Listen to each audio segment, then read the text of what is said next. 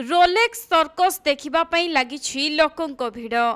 Baleshwar सहरर ITI पड़ियारे गतकाली संध्यारू आरंभ होइछि एनके रोलेक्स सर्कस।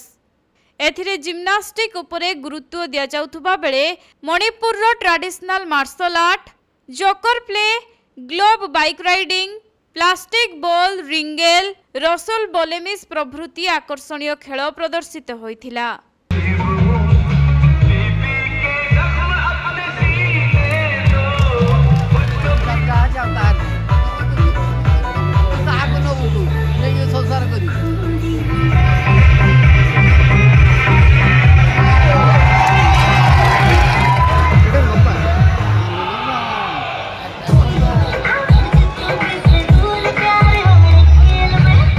एही अवसर में अतिथि सदर विधायक मानस कुमार दत्त, पौराध्यक्षा सविता साहू, ब्रिड अध्यक्ष आलोक कुमार साहू प्रमुख एहार प्रथम शो को आनुष्ठानिक भावे उद्घाटन करथिले।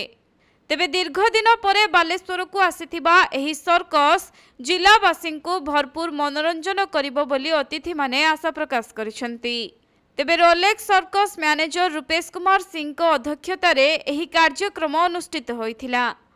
प्रथमे शो को समस्ते मन भरी उपभोग करथिले।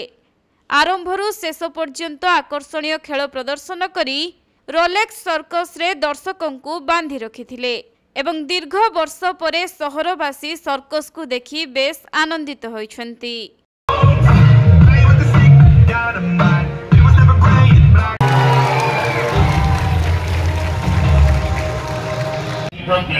आओ धीरे बने करके टिकर निवासी काम करियंतु एके रोलेक्स सर्कस प्रथम दिन समय हो गया। प्रथम दिन